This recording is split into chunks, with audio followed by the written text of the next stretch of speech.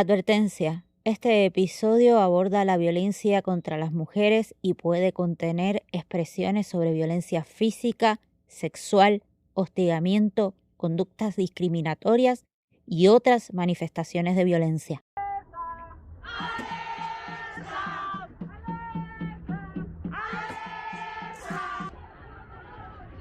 Aquí estamos las feministas.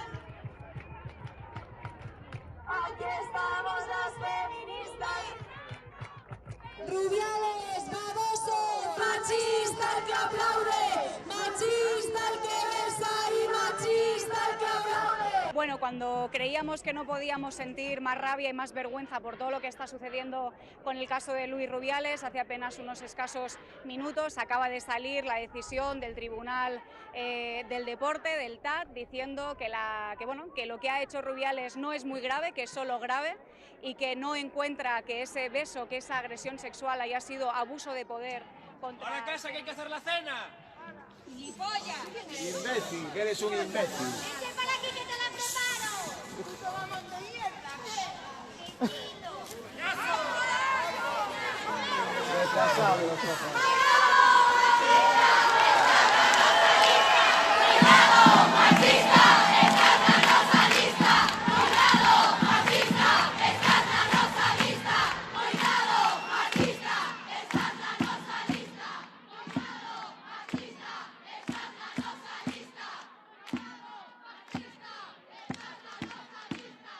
En la primera línea política y mediática se subsiste y se es más eficaz. Con una forma de comportarse que se emancipa a menudo de los cuidados, de la empatía y de las necesidades de los otros. Esto genera una subjetividad tóxica que en el caso de los hombres el patriarcado multiplica, con compañeros y compañeras de trabajo, con compañeros y compañeras de organización, con relaciones afectivas e incluso con uno mismo.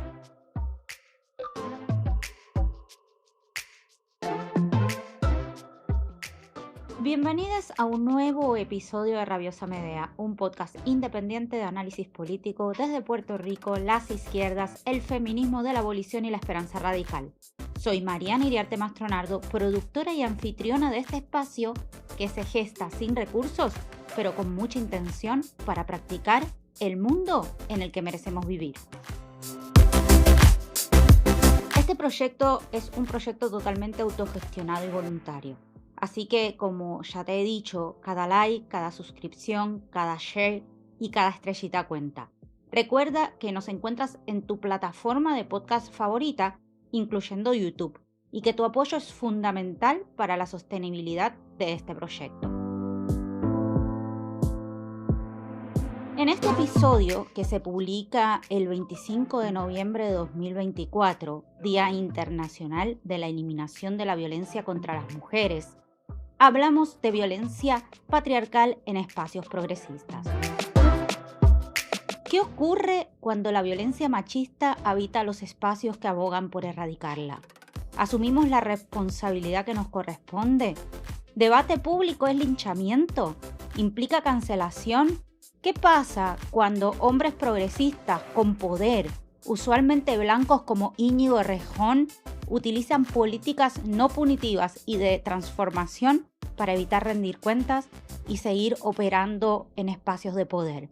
¿Cuál es el origen del linchamiento y a quiénes se linchaba?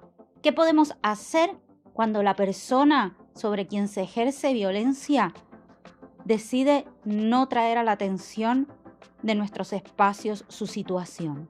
¿Qué pasa cuando la persona que está haciendo daño es alguien que amamos? Todo eso lo vamos a discutir en este episodio. Temporada 2, episodio 4. Violencia patriarcal en espacios progresistas. Que la vergüenza cambie de bando. Las declaraciones que escuchaste al inicio de este episodio son un fragmento de la carta de Íñigo Errejón, publicado el 24 de octubre del 2024, donde anunciaba su dimisión. Luego de 10 años en la política y una carrera construida a partir del feminismo y las izquierdas, se retiraba, entre comillas, de la política en medio de denuncias de violencia machista en el contexto de relaciones íntimas o sexoafectivas. A mí me pasó con un político que vive en Madrid, un político muy conocido. Me habían avisado del trato que le daba a las mujeres, pero dada su posición política no podía creerme que eso fuera verdad, así que aún así seguí. Es un maltratador psicológico. Esta es la dinámica que emplea. Ser extremadamente simpático inicialmente para engancharte, cuando ve que ha conseguido algo empiezan los desplantes y el gasliguín, siempre eres tú que no entiendes al diputado. Por la tarde te muestra afecto e incluso te hace proposiciones de relación y a las 2 horas, te echa de su casa. Si haces algo que no le gusta te castiga con silencio e indiferencia, para que vayas aprendiendo a respetar a Dios, que es lo que se cree que es. Su forma de tener sexo te marca y no olvidas jamás. Es una forma de ejercer poder, no es sexo. Como si se estuviera masturbando con tu cuerpo. Te pide hacer prácticas humillantes y cuando te niegas, te monta números. El indignado social nunca saca la cabeza los días 8M, ni cuando hay algún caso de abuso sexual. Intuyo que sabrá que puede estallarle en la cara cualquier día. Hay detalles que prefiero no contar, pero si alguna mujer se lo topa quiero que sepa que no está loca, que es un verdadero psicópata y que sus aires de persona normal esconden un verdadero monstruo. Este otro fue el testimonio que Cristina Fallarás publicó en su cuenta de Instagram el 21 de octubre de 2024. Hace tiempo, Fallarás, una periodista española reconocidísima, ha utilizado su cuenta de Instagram como una especie de repositorio de testimonios de violencia patriarcal en todas sus manifestaciones. Los testimonios son anónimos y no se menciona el nombre de la persona que hizo daño, aunque en el caso de Rejón, de manera muy rápida, se dedujo que se trataba de él. Maybe porque el 19 de junio del año pasado, es decir, desde 2023, una chica de Castellón contó en Twitter cómo Errejón la había hostigado sexualmente durante una fiesta transfeminista en ese pueblo. El pasado sábado 17 de junio viví una situación muy incómoda con Íñigo Errejón que se podría clasificar de agresión sexista. Asistí a un evento llamado Tremendas Femfest, organizado por el colectivo del mismo nombre en el Bar Becausé de Castellón de la Plana, en el que estaban programados varios conciertos y actuaciones con temáticas transfeministas. Al poco de llegar, una persona conocida mía comentó que Íñigo Errejón, diputado de Más País, iba a estar presente. Al poco rato entré al baño y cuando salí me lo encontré al de cara esperando para entrar, pero no cruzamos palabra y esa fue la única interacción que tuve con él en toda la noche hasta que pasó lo siguiente. Alrededor de la 1 de la mañana yo estaba bailando con mis amigas en grupo, y él y la gente con la que iba estaban detrás nuestro. Al poco rato, noté una mano en la cintura. Sabía que esa mano solo podía ser de una persona, y en un primer momento pensé que simplemente quería pasar o algo por el estilo, porque me recordó a ese tipo de contacto. Pero cuando pasó el primer momento y ni él ni la mano se movían, pensé que debía estar confundiéndome y simplemente había contacto porque él tenía la mano ahí sin darse cuenta y estábamos muy cerca, y no estaba notando tampoco el dorso de una mano, estaba notando la palma y los dedos. Fue en ese momento cuando empecé a darme cuenta de lo que estaba pasando, pero no me lo podía creer. Pensaba que me tenía que estar equivocando. Al poco rato volví a notar la mano y esta vez lo que hice fue avisar a otra amiga distinta que tenía al frente C, porque necesitaba que otra persona confirmase que no era algo accidental. Inmediatamente al mirar hacia abajo, C puso cara de shock y se lanzó a apartarle la mano de un manotazo. En ese momento yo incluso la frené un poco, porque me daba cuenta de que si reaccionábamos mucho se iba a armar mucho y muy rápido, y yo aún lo estaba procesando. Después una de las chicas me preguntó si podía pasarle mi número a una colega suya que había estado presente esa noche, y yo acepté pensando que sería otra chica de la organización. Me llama una chica que se presenta como Loreto, y me dice que es amiga de Errejón, a lo que quedé bastante cortada. Pidió disculpas por lo que me había pasado y se presentó como mediadora para solucionar la situación y reparar el daño. Loreto era Loreto Arenillas, diputada de Más Madrid. Yo le dije que no entendía que iba a mediar o solucionar, que la situación era que un tío me había metido mano de fiesta, que era algo hecho. Ella siguió insistiendo en lo mismo y en ir a tomar un café conmigo para hablar las cosas. Yo decidí contarle todo a ella otra vez y que lo escuchase de mí directamente. Ella siguió insistiendo en mediar, a lo que yo le dije que a mí me parecía que más bien estaba intentando que no dijese nada porque él era una figura pública, y si yo contaba lo que había pasado no le iba a venir bien precisamente. También le dije que en realidad no solo era una figura pública, sino que era una persona en una posición de poder político a la cual había llegado utilizando un discurso izquierdista y feminista que claramente él no aplicaba. Ella se mantuvo muy educada y conciliadora en todo momento, claro, teniendo cuidado de no negar en ningún momento los hechos y de no pedirme nada a abiertamente. Hacia el final de la conversación, ella me estaba diciendo que cada uno tenía su manera de solucionar las cosas, que yo podía hacer lo que quisiese, pero que a ella personalmente el escarnio público no le parecía la manera más adecuada. Cansada de la conversación, le dije que me pensaría entrar en esa mediación y le avisaría cuando tomara una decisión. Y hasta ahí los hechos. Según el testimonio que escuchaste, Loreto Arenillas, diputada de Más Madrid, sabía de los comportamientos de Errejón. Y lo sabía por lo menos desde junio del 2023. Arenillas dijo que hizo lo que tenía que hacer: poner en conocimiento de la entonces secretaria de organización y de la responsable de feminismos del acto que Errejón había protagonizado. Estas personas decidieron no elevarlos a los órganos del partido. La exdiputada dijo que la habían utilizado como chivo expiatorio para ocultar los errores cometidos como organización. Ante las acusaciones de encubrimiento, las que Arenillas negó rotundamente, renunció formalmente a su cargo como diputada de la Asamblea de Madrid y abandonó el partido. Manuela Bergerot dijo en un comunicado que el partido supo de la acusación contra Errejón en un hilo de Twitter y que inmediatamente se contactaron con Arenillas para que pusiera a disposición de las víctimas los mecanismos de denuncia con los que cuenta el partido. Y como no recibieron respuesta por parte de las víctimas, dieron por cerrado el caso. En el mismo comunicado reconoció que sus actuaciones fueron completamente insuficientes. En la descripción te voy a dejar el enlace del comunicado de Más Madrid. De verdad, ¿qué os digo? Pues que ha sido un fin de semana bastante fuerte, que a mí todo me pilló también de sopetón. Claro, que la gente se ha pensado que yo he hablado y lo he sacado de la nada y que fue al revés, que a mí todas mis amigas, a las que precisamente les había contado esto en su día, me dijeron: oye tía, ¿te has enterado de lo de Errejón? Y ya fue cuando puse la tele por la tarde, vi que había dimitido, que había muchísimas denuncias anónimas y ya empezaban a decir que, bueno, pues esto puede ser falso, pues porque es una artimaña de la derecha para tirar el partido político, bla, bla, bla, no sé qué, y ya pues empecé a revivir la historia y dije, a ver... no sé, o sea, empecé a revivir la historia y dije, a ver, este tío es un acosador. No, es que yo esto lo he vivido y a mí sí que creo que es una persona que no está bien de la cabeza, o sea, no actúa como un tío normal de una noche que se pone... No, o sea, en la primera hora que te conoce a alguien no la encierras en un cuarto y la empiezas a tocar y ya está. Y te quiero decir... que estaba ilusionada con él porque admiro su discurso político o sea, lo admiraba y lo sigo admirando, y que me da muchísima pena que esto esté pasando porque precisamente me parecía un partido esperanzador y muy bueno para España, pero que he considerado que al final lo más importante son las mujeres y que yo he dicho que esas mujeres que están diciendo eso y que están relatando eso, que tienen razón y ya está. Es verdad que yo no le dejé de seguir por ser quien era, o sea, ya te digo, sí que le silencié las notificaciones y tal, y ya está. Es que no sé qué más. A mí me están llegando ya relatos de chicas, la manera en la que actuó conmigo esa noche, por lo visto, la repetía siempre, o sea, era un patrón. Era su modus operandi. Y que yo sé que se está diciendo que si era el amor de mi vida, no, estaba ilusionada con él porque era él, ¿sabes? Porque realmente le admiraba, pero yo no le conocía como persona, le conozco esa noche y se me cae un mito y ya está.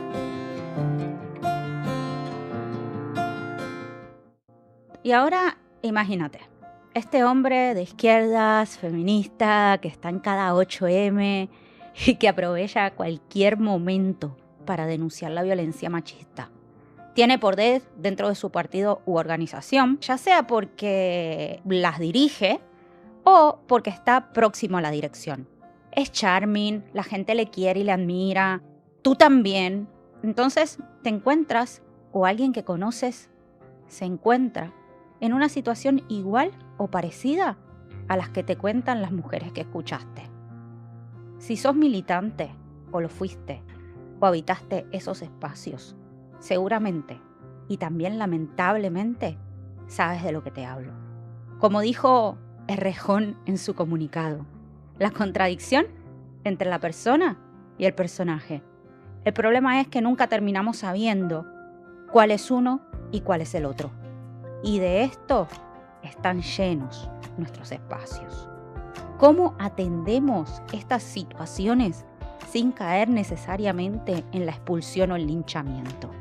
Pero para contestar esa pregunta, primero debemos aclarar un par de cosas para entender un poco mejor de qué va todo esto. Vamos allá.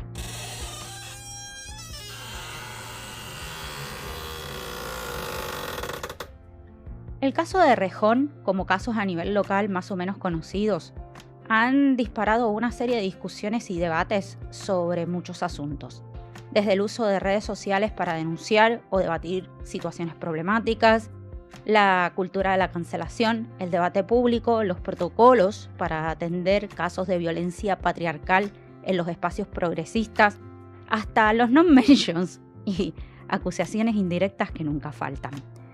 Desde que adopté el abolicionismo como práctica política y forma de vida sobre todo, he hecho un esfuerzo sustancial para tratar de distinguir qué es violencia y qué es conflicto y cómo se debe atender. En Puerto Rico tuvimos la experiencia de La Lista, que a diferencia de la cuenta de Cristina Fallarás, que recopila testimonios anónimos donde no se mencionan los nombres de las personas que están haciendo daño, La Lista recogía denuncias anónimas de mujeres que habían sufrido agresiones por parte de hombres cis-heteros con nombre y apellido. Me atrevo a decir que todas reconocimos nombres ahí. Nombres de gente que conocíamos y sabíamos de sus comportamientos, nombres de gente que queríamos y no hubiésemos imaginado, nombres de gente que nos había hecho daño, nombre de gente que queríamos y sabíamos que habían hecho daño. Muchos de ellos muy reconocidos en sus campos con capital político, social o cultural y que seguían o siguen ocupando muchos espacios de poder. Cuando hablo de poder, no me refiero exclusivamente a poder político. También al poder que confieren los privilegios de clase, raza, sexo y reconocimiento social. Por supuesto que todo esto en una isla de 100 por 35 abre un gran debate. También imputaciones contra personas no denunciadas, casi siempre mujeres, por no pronunciarse sobre sus amigos agresores, entre comillas, y sobre todo se sacó a pasear el feministrómetro. En ese momento aún no practicaba el abolicionismo. Aún así, me parecía bastante perverso que se le exigiera a las mujeres abandonar a la gente que amaba y que había hecho daño para no perder su carnet de feminista. Debo confesar que en ese momento, aunque no hubiese utilizado La Lista como herramienta de denuncia por 1000 razones que no vienen al caso, sí entendí y aún entiendo a quienes recurrieron a hacerlo. La falta de herramientas para resolver las cosas que nos hacen daño usualmente crean un sentimiento de impotencia en quien se siente agredido o agredida. Sobre todo cuando ven a la gente que les ha hecho daño seguir ocupando espacios sin ningún proceso de transformación o rendición de cuentas. Sin duda, la práctica abolicionista llevó a que me replanteara algunas cosas, pensara otras y, tratara de abordar esto de manera diferente.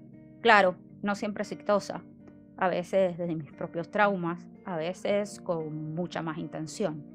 Por eso, antes que nada, quiero comenzar por contarte algunas de las cosas que he aprendido durante el camino y que para mí han servido para abordar diferentes asuntos, principalmente las denuncias de violencia en general y las de violencia patriarcal en particular, o por lo menos la forma en que las pienso y respondo. Una de las preguntas que me hacen y me han hecho es ¿qué constituye abuso? ¿Un conflicto es violencia? ¿Un malentendido es violencia? ¿La crítica y desacuerdo son violencia? ¿Las contradicciones son violencia? Y en las contestaciones a estas preguntas ha sido para mí un faro, digamos, y pongámoslo así, Adrienne Maree Brown. Vivimos en una sociedad encajada en los binomios y las dicotomías. Hemos construido sentidos común a base de opuestos y en muchísimas ocasiones reducimos situaciones complejas para poder etiquetar dentro de algún binario. Usualmente, cuando nos sentimos heridas, recurrimos a dividir a las personas en buenas y malas. Y esa necesidad de comprender dentro de los términos que conocemos, sumado a la falta de herramientas para resolver conflictos de manera constructiva, puede llevarnos a etiquetar como abuso cualquier situación que nos genera malestar o incomodidad, a defendernos y también a buscar culpables.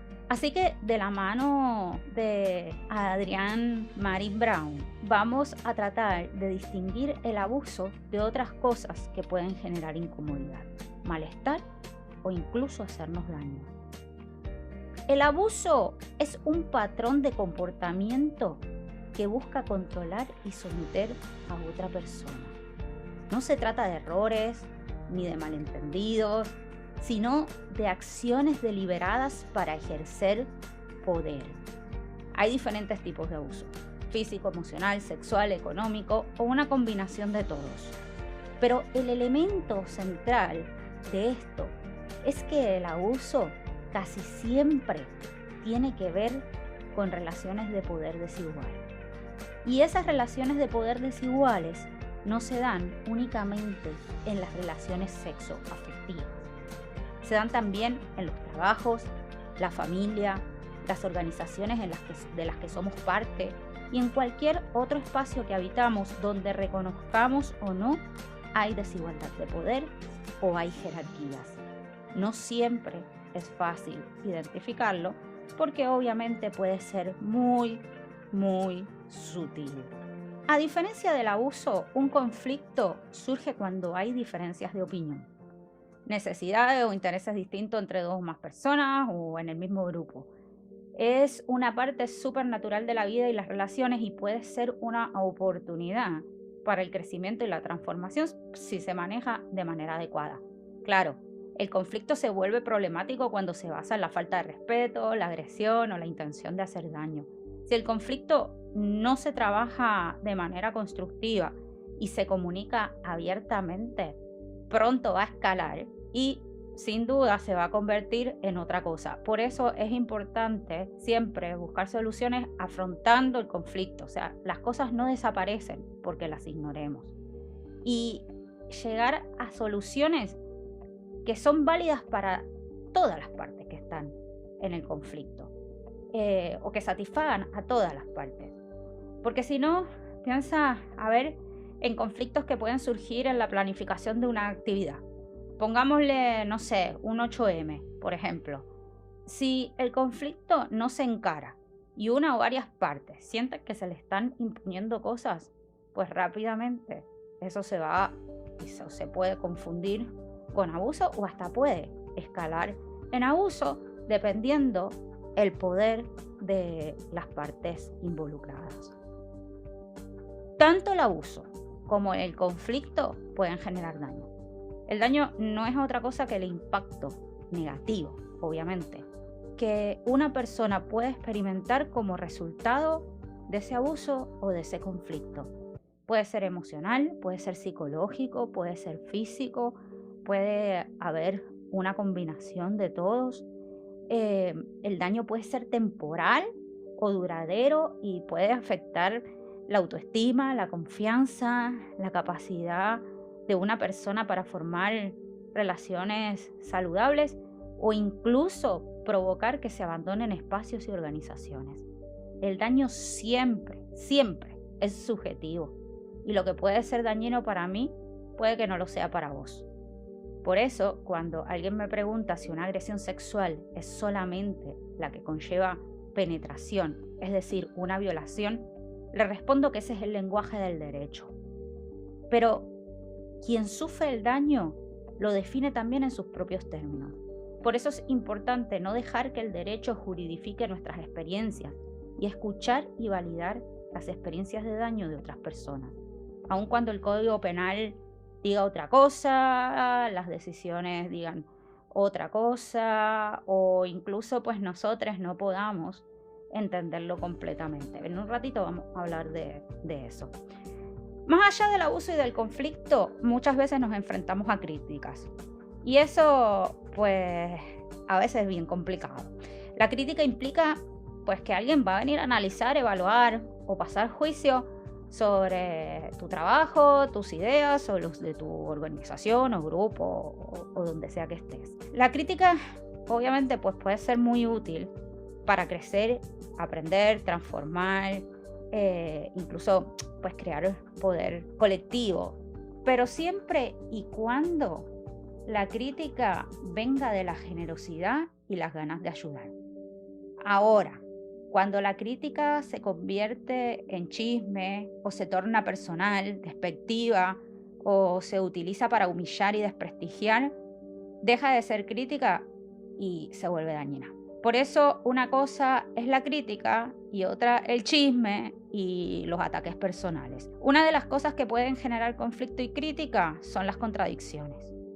Las contradicciones que todos, todas y todes definitivamente tenemos y que no son otra cosa que una tensión, ¿verdad? Que surge como producto del encuentro de dos ideas, dos comportamientos, acciones o creencias que se oponen entre sí. Claro, es súper importante aprender a reconocer y manejar nuestras contradicciones. Como te decía, todas las tenemos y es fundamental para transformarnos, ¿verdad? Personal y socialmente. Pero eso obviamente requiere estar mirándose todo el tiempo, ser honestos sobre nuestras limitaciones y trabajar consciente e intencionalmente para alinear nuestras acciones con nuestros valores.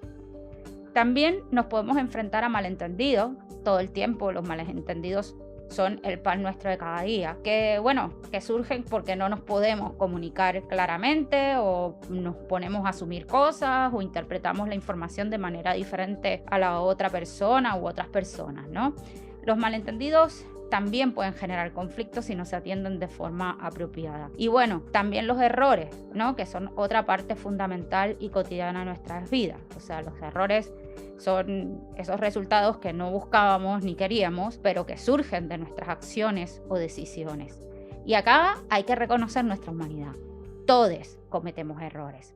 Lo importante es aprender de ellos y seguir adelante. Ahora, una cosa es un error genuino y otra cosa son comportamientos dañinos.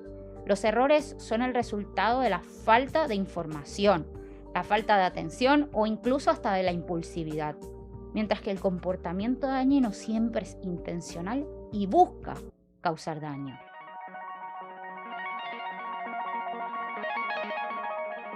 ¿Por qué traigo todo esto cuando voy a hablar de violencia patriarcal en el marco del 25 de noviembre y utilizo el caso de Errejón para ilustrarlo? Bueno, lo traigo porque muchas veces caemos en una lectura muy reduccionista de las estrategias abolicionistas y antipunitivistas para atender los daños que pueden nacer del abuso, los conflictos, los malentendidos, el chisme, la crítica dañina y de los errores, ¿no? De momento, pues nos encontramos debatiendo si se está o no linchando o cancelando a Errejón debido al testimonio de las mujeres que experimentaron daños, en lugar de preguntarnos por qué estos comportamientos siguen siendo tan comunes en espacios que buscan construir otro mundo y entre personas que han hecho nombre y carrera a base de estas causas. ¿Qué se nos está escapando? ¿Qué hacemos cuando esto surge dentro de nuestros espacios? Cuando nos enteramos, como se enteró Arenillas, de que Errejón andaba poniendo manos en la cintura de una mujer sin su consentimiento. Nos olvidamos de que un camarada anda tocando culos porque le pusimos el protocolo a disposición de la víctima y escogió no denunciar. Hace un rato escuchaste cómo una de las chicas que Errejón tocó sin consentimiento dijo que no reaccionó de la forma en que hubiese reaccionado si hubiese sido un tío desconocido. Porque justamente era Errejón. Todo iba a escalar muy rápido y ella terminaba siendo el centro de un escándalo. No quería. Nuevamente y contundentemente te pregunto, pero también me pregunto a mí misma, ¿qué hacemos? ¿Cómo lo atendemos? ¿Por qué conocemos tantas mujeres que experimentan algún tipo de violencia patriarcal, pero ninguno de nuestros amigos varones cis, hetero, reconoce haber incurrido en ese tipo de conductas? ¿O vos tenés alguno que te haya reconocido que se ha comportado de manera no apropiada? Hace un rato te decía que el abuso siempre surge de las desigualdades de poder y la desigualdad surge de la supremacía como una forma de abuso sistémico. La supremacía blanca, la masculina, la heterosexual, la capacitista, la cisgénero, la capitalista. La creencia de que ciertos grupos y personas son superiores y por tanto tienen derecho a dominar, controlar, explotar y causar daños a otros. Como sabes, en este episodio me voy a enfocar en la violencia patriarcal. Específicamente quiero tocar el acoso, la agresión y la violencia sexual como formas graves de abuso dentro de los movimientos sociales. Una de las primeras cosas que reconocen autoras como Adrienne Maree Brown es que en casos de abuso sexual, agresión sexual y violencia, las denuncias públicas pueden ser la única opción para detener el daño de manera inmediata. Sin embargo, no únicamente se trata de detener el daño de manera inmediata. Además, es fundamental abordar estos asuntos desde la justicia transformativa para buscar soluciones a largo plazo. Porque si no, estamos atendiendo cada caso a nivel individual sin prestar atención a la dimensión estructural de este tipo de violencias. La justicia transformativa busca sanar y prevenir daños, en lugar de simplemente enfocarse y descansar en el castigo. Dentro de los movimientos sociales, apoyar a las sobrevivientes de violencia patriarcal es fundamental, incluyendo recursos necesarios para la sanación. Y aquí hay algo sumamente importante que destacar. Enfatizar en la necesidad de que las personas que han estado involucradas en actos de violencia patriarcal, como lo son el hostigamiento, la agresión y la violencia, se responsabilicen y rindan cuentas por sus acciones. En muchos casos, la rendición de cuentas acarreará la pérdida de privilegios y de poder, eso sin duda. Y en ese punto es clave distinguir entre castigo y consecuencias. La justicia transformativa se aleja del castigo, pero el proceso de rendición de cuentas tiene que ser significativo y reparador para todas las partes involucradas. En ocasiones, va a conllevar que quien se comportó de manera abusiva deje temporal o permanentemente los espacios. Por supuesto, y lo reconozco, es mucho más fácil decirlo que hacerlo. Siempre es un reto encontrar el equilibrio entre la necesidad de apoyar a las sobrevivientes y responsabilizar a quienes han hecho daño sin caer en lógicas punitivas. Y acá es que viene una distinción importante y una de las confusiones más comunes dentro de nuestros movimientos. Sobre todo cuando abrazamos el abolicionismo como práctica política y manera de vida. El caso de Rejón abrió nuevamente la discusión sobre la cancelación. También lo hizo a nivel local el caso que se dio dentro de MVC, especialmente luego de que se separara a la persona a la cual quien experimentó el daño señaló. Cierto es que esto se dio en medio de una acción igualmente abusiva por parte de quienes divulgaron públicamente lo sucedido un año anterior y que aprovecharon este incidente no porque estuviesen interesadas en la víctima, sino porque querían sacar rédito político. Pero bueno, eso es un tema para otro episodio. Lo que me interesa aquí es la importancia de reconocer que en los casos de abuso, por las razones que discutí hace un rato, la separación del movimiento u organización puede ser una medida necesaria en la mayoría de los casos, especialmente cuando el comportamiento se repite y cuando tampoco hay una muestra genuina de cambiar.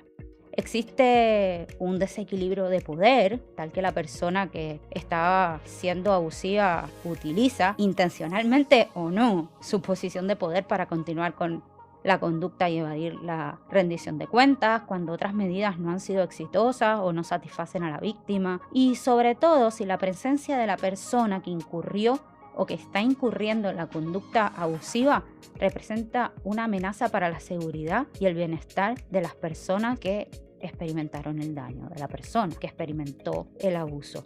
Y ese bienestar también es su bienestar emocional. En muchísimas ocasiones encontrarse con que la persona que te ha hecho daño continúa en las mismas posiciones y con el mismo poder es suficiente para profundizar el daño que te han hecho e incluso provocar que la persona que experimentó ese abuso se aleje de los espacios. Ahora, y acá es donde vienen muchas confusiones y conflictos. Separar no es lo mismo que cancelar o castigar. La cancelación implica un rechazo total y la negación de la humanidad de la persona que ha hecho daño. En cambio, la separación busca proteger a la comunidad y a la víctima, mientras que se deja abierta la posibilidad de un proceso de justicia transformativa en el futuro si el abusador demuestra un cambio genuino y un compromiso con la reparación del daño causado. Es decir, una vez iniciado y transcurrido ese proceso, pues podrá volver a ese espacio. Y eso es una distinción fundamental. Tanto Errejón como otros hombres en espacios progresistas que han hecho mucho daño no son monstruos. Al contrario, bastante humanos que son, productos de un sistema basado en la supremacía que internalizan y repiten en el espacio íntimo mientras abrazan otros discursos en el espacio público. A eso Errejón le llamó la contradicción entre la persona y el personaje. Errejón, como todos nosotros, tiene derecho a atender sus contradicciones y rendir cuentas acompañado, amado y reconociendo su humanidad. Eso no quiere decir que una no pueda sentir rabia, dolor, decepción, desilusión y todo lo que se te pueda cruzar por la cabeza. No tenemos por qué perdonar a Errejón ni a ninguna persona que nos haya hecho daño. Sin embargo, nuestros sentimientos no pueden guiar los procesos de rendición de cuenta, de transformación y de sanación. De nuevo, separar no significa cancelar. No podemos caer en esa trampa. Otra confusión común y que personalmente me genera muchísima incomodidad es cuando se equipara el debate público al linchamiento. Aunque como principio político yo adopto el yo sí te creo, no lo hago desde la ingenuidad. Al contrario, lo hago con mucha intención y teniendo claro que las denuncias falsas existen.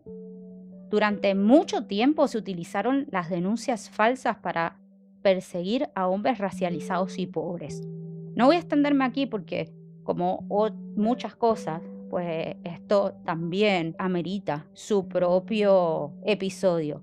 Pero sí es importante decir que Aida Biguels documentó esto muy bien en su cruzada en contra de los linchamientos, donde en muchas ocasiones se utilizaban alegaciones falsas de agresión sexual para justificar el linchamiento de hombres negros. Y vamos, esto era hasta tema de esas películas racistas que todavía podemos encontrar por ahí y de principios de siglo. Es decir, tanto las acusaciones como los nefastos y repudiables linchamientos se utilizaron para mantener la supremacía blanca una vez abolida la esclavitud. Y bueno, también para mantener a raya a los hombres racializados del sur global. Y eso de los linchamientos es solo un ejemplo. Hay más. Por eso, lo confieso y también me hago cargo, me incomoda muchísimo que se hable de linchamiento cuando se le exige a tipos generalmente blancos, cis hetero, con capital de cualquier tipo que rindan cuentas. Y que si lo que hicieron no tiene reparación, por lo menos que transformen su conducta y contribuyan activamente a transformar las condiciones que hacen que esa conducta fuera posible. Y lo voy a decir sin que se me quede nada por dentro. O sea, la verdad que me la suda, me la resuda. No, querido hombre de izquierdas, no te están linchando. No vas a amanecer colgado de un árbol a mano de mujeres rabiosas que no soportan que te hayas emancipado. Perder privilegios y poder no es lo mismo que te arrebaten la vida. Y esto se lo digo a los hombres, pero también a las mujeres. En mayor o menor medida, todas hemos atravesado algún tipo de situación donde se acusa a alguien que queremos de algún tipo de violencia patriarcal. Por supuesto que es doloroso afrontar la acusación y también el dolor de quien hizo daño. No tienes por qué abandonarles. En mi caso siempre he dicho que si para ser feminista tengo que abandonar a la gente que amo en sus momentos más oscuros, no quiero ser feminista. Ahora, claro, el apoyo y el acompañamiento incluyen la necesidad de reconocer que todos podemos hacer daño, incluyendo a la gente que amamos. Y bueno, nosotras mismas. No hace falta aferrarse al hierro caliente. Más bien conlleva permitirse sentir y reconocer ese dolor como parte de nuestra humanidad. Y dicho eso, y recurriendo a otra de mis Biblias, Beyond Survival, pienso que es importante que tengamos claro que existe una gran diferencia entre el linchamiento y el debate público. El linchamiento no busca la transformación ni la justicia. Más bien, pues eso es una venganza y un castigo y te quiero ver arrastrarte por el piso. Sin embargo, pues el debate público es otra cosa. Es una herramienta para la construcción colectiva de la justicia.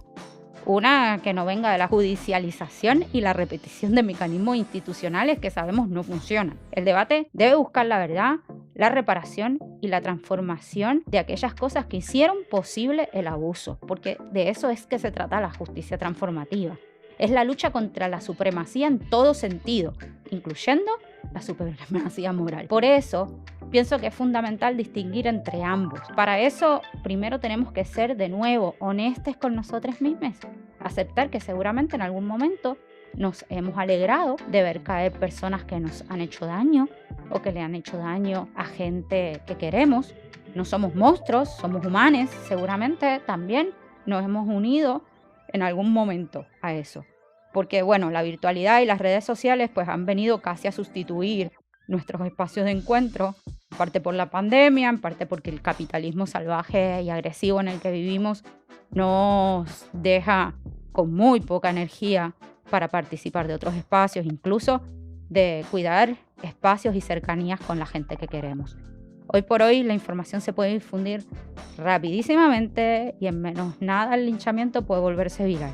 En algunos casos, la denuncia pública en redes sociales, como te decía ahorita, puede ser la única forma de ejercer poder, especialmente para aquellas personas que no tienen acceso a otras formas de justicia y, de nuevo, justicia entre comillas.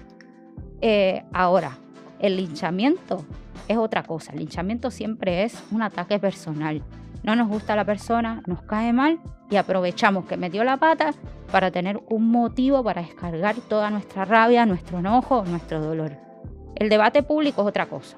El debate público es fundamental para la justicia transformativa porque justamente de eso se trata, de transformar, de que quien experimentó el abuso pueda recibir las reparaciones, si se pueden dar, claro, y sanar. Pero también que la persona que fue o está siendo abusiva pueda transformar su conducta y sanar. Claro, para que la conducta se pueda transformar, primero hay que transformar las condiciones de posibilidad. La supremacía sistémica y la violencia que produce también. Esto nos lleva a nuestro próximo tema, nuestra responsabilidad como comunidad.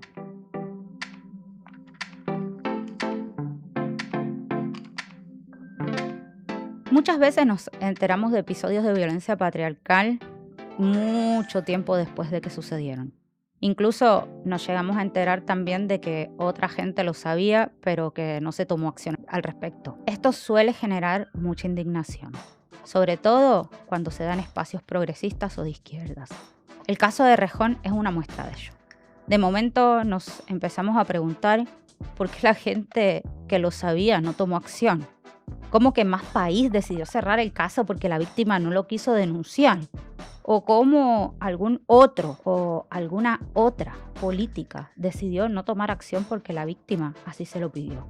Acá me parece importante distinguir dos cosas. La primera es que las personas en puestos políticos o de liderazgo dentro de organizaciones deben tener que poder rendir cuentas sobre sus acciones. Nadie debería sentirse ofendido o linchado porque se le exija que diga qué medidas tomó, si alguna, ante un caso de violencia patriarcal.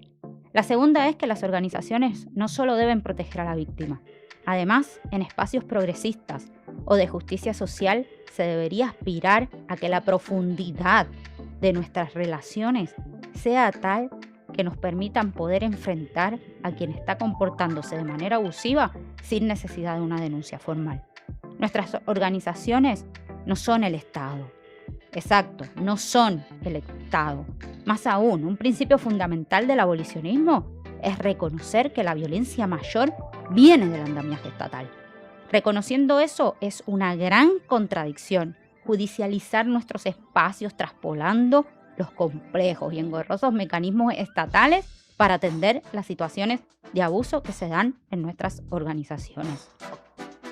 Tener protocolos claros y sencillos para atender casos de violencia patriarcal es importante, pero más importante aún es poder cultivar y profundizar nuestros vínculos dentro de la organización. Y cuando me refiero a profundizar vínculos, hablo de crear relaciones de confianza. Confianza que le permita a cualquier persona que está experimentando abuso poder sentir la contención y el apoyo necesario para llamar la atención sobre lo que está viviendo. La confianza no se desarrolla mágicamente. No basta con decir en el aire, nos tenemos, cuando una sabe que al final no nos tenemos nada. Y quien abusa de ti es una persona prominente dentro de la organización o el movimiento en el que estés. O si no es prominente, pues un allegado a los líderes o uno de esos rostros indispensables como era el de Rejón. En ese caso, puedes tener el mejor de los protocolos, pero no has construido confianza.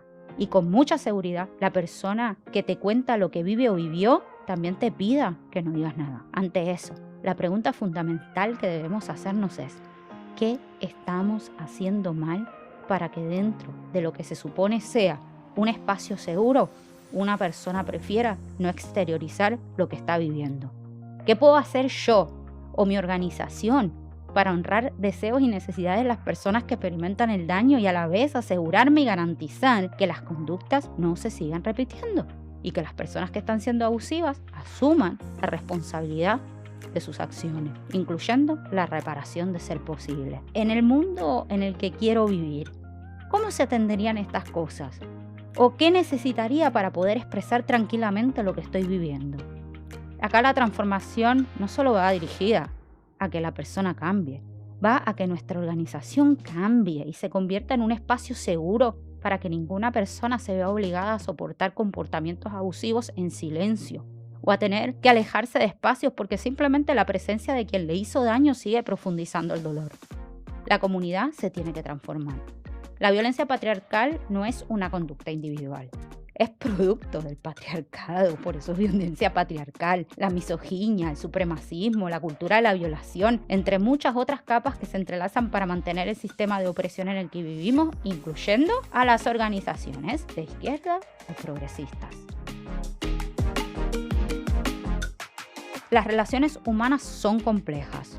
Donde hay personas, también habrá conflictos, malentendidos, críticas, desacuerdos, contradicciones, gente que no se soporta, gente que no nos cae bien, gente que hace daño, incluyéndonos a nosotros. Todo eso es inevitable. Lo que sí deberíamos aspirar a evitar es que todo eso que es propio de nuestras relaciones se transforme en abuso en cualquiera de sus modalidades. En este episodio hablamos de abuso en sus modalidades de violencia patriarcal, hostigamiento y agresión y violencia sexual, pero el abuso lamentablemente es mucho más amplio. Las soluciones las tenemos que practicar y encontrarlas juntos. Nos vamos a equivocar, pero para poder tirarnos al vacío y arriesgarnos a equivocarnos debemos estar seguros que nos van a sostener antes de llegar al piso. Tener la certeza de que no hay un ecorille esperando que metas la pata para caerte encima. Tirar par de non-mentions y seguir operando desde la supremacía moral. Claro está, una equivocación es eso, un error no intencional. El abuso es otra cosa. El abuso siempre es intencional y se cimienta en la supremacía. Es a esa supremacía a las que nuestras organizaciones no están inmunes y a las que debemos aspirar a transformar. Y bueno, con este llamado a la reflexión y a la acción llegamos al final de este episodio. La violencia patriarcal en espacios progresistas es una contradicción sumamente dolorosa. Nos enfrenta con nuestros miedos, con lo que significa vivir dentro de una cultura patriarcal. Pero tampoco es que podemos permitir que nos paralice. Afrontarlas con honestidad y generosidad es fundamental para transformar la manera en que nos relacionamos y construimos proyectos comunes. Desde el abolicionismo aspiramos a una justicia que no provenga del castigo ni de las cárceles, pero eso no significa que no podamos debatir abiertamente sobre las conductas abusivas o que tengamos que soportarlas en silencio para no hacerle daño a nuestras organizaciones o movimientos. Al contrario, si algo que ha quedado claro en estos últimos meses, particularmente con el caso de Errejón, es que los mecanismos que hemos desarrollado hasta ahora son cuanto menos deficientes e insuficientes. Mientras existan razones por las cuales una persona no se sienta cómoda nombrando el abuso que experimenta, existirán razones para estar hiperconscientes de la necesidad de asumir nuestra responsabilidad colectiva y transformar nuestros espacios. Así que nada, sigamos rabiosas, seamos como las lombrices de tierra, no me canso de mirarlas en mi composta como los hongos, descompongamos este sistema de mierda y transformémoslo en abono del mundo en el que merecemos vivir. Y bueno, amigues, hasta aquí el 4º episodio de la 2ª temporada de Rabiosa Medea. No olvides suscribirte, valorarlo en la plataforma de podcast que utilices, darle las estrellitas y compartirlo. Este proyecto es un proyecto totalmente autogestionado y voluntario, así que como te dije al principio, cada like, cada suscripción, cada share y cada estrellita cuenta. O sea, esto solo es posible porque estás del otro lado, porque lo escuchas, porque lo compartes y porque riegas la voz. Así que nada, nos vemos pronto. Rabiosa Medea es una idea original de Mariana Iriarte Mastronardo, conducido por Mariana Iriarte Mastronardo. La producción es de Dante Vélez Iriarte y Mariana Iriarte Mastronardo. El guión, la edición y el diseño de sonido, Mariana Iriarte Mastronardo. Las voces que escucharon son voces hechas por inteligencia artificial para darle voz a las declaraciones de Íñigo Errejón y de las 2 denunciantes que hicieron sus denuncias por escrito, una de ellas en la cuenta de Cristina Fallarás, que te exhortó a que la visites, y otra de ellas en un hilo en Twitter que ya no está disponible. También escuchaste en su propia voz a Elisa Moulián, actriz española que denunció a Íñigo Errejón por violencia patriarcal. El material es un material de archivo.